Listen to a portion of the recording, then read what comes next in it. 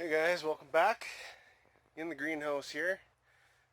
Just been spending the morning getting the irrigation set up for the garden, which we got planted yesterday. Majority of that being potatoes, carrots, beans, beets, radishes, peas, and spinach. I'm waiting for my mesclun mix seeds to come in, and I've got two beds that we will plant. We'll stagger those, so we'll do one as soon as we get the seeds, and then we'll do another one like 2 weeks later, so that we can have mesclun mix repeatedly growing through the summer here, and we'll be selling those probably in a 4 or 6 ounce bag through the summer. But let's take a look, see what we got going on here. So this is lettuce, and it's all doing really good. I cannot see the screen, so hopefully you guys can see what I'm looking at. Some flowers kind of popping up finally, and more pickling cucumbers. They're just starting to pop through. Pretty awesome. And then we started these quite a while ago. I have to look. Squash. They're spaghetti squash. That's what I thought they were. I just wasn't sure. And then, yeah, I guess we'll go take a look at the garden briefly here.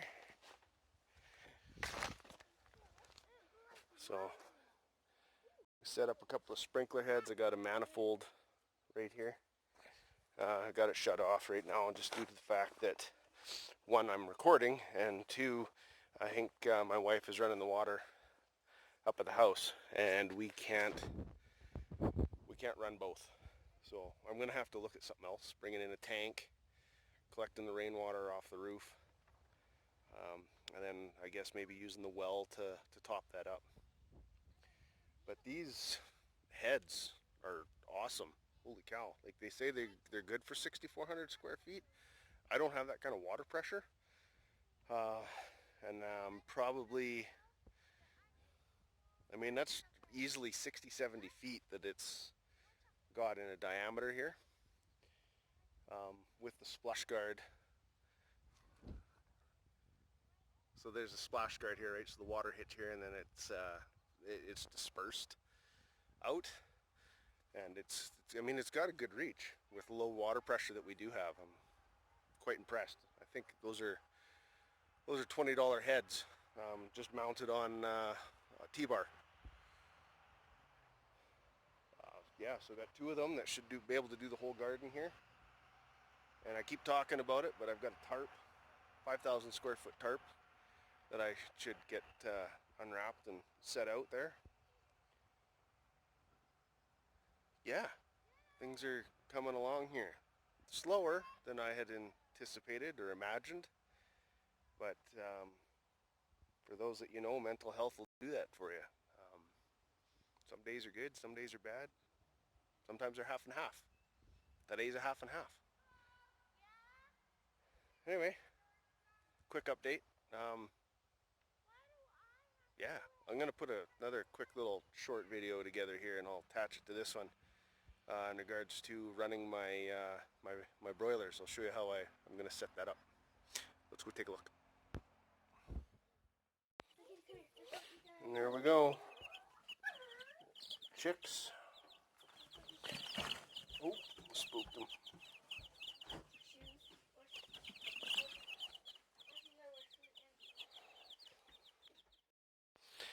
Alright, so here's our scabby old barn. Came with the property when we bought it.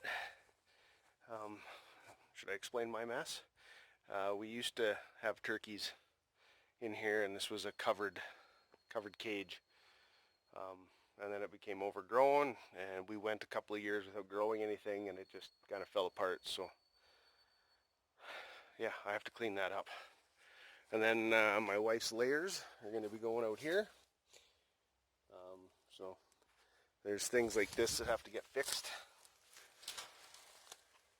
So there's this side, whoop, sorry. There's this side here that I just showed you, and then over on that side over there, the kids have kicked and destroyed that side. So inside the rusty old barn is 2 cages. We used to have our turkeys over here, and then on this side we had layers over here before, and that was our laying bins. But anyway, we're going to modify this. Pick those up for nothing. Questionable whether I'm going to use them or not. I've heard bees don't do well, especially if there was a disease in this hive or something like that. It could infect and destroy what we're going to use it for. So I have to look into that a little more. If I can clean them, I'll clean them. But if I can't, then I'm probably just going to throw them out. No point in passing that on to somebody else.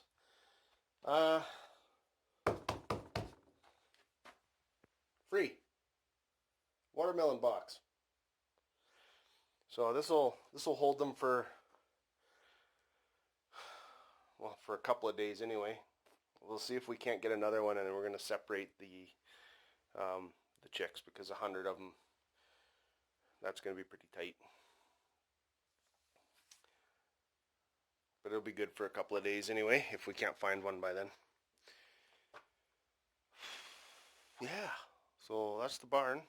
Got lots of work to do. Boy, I'm a white guy. There we go.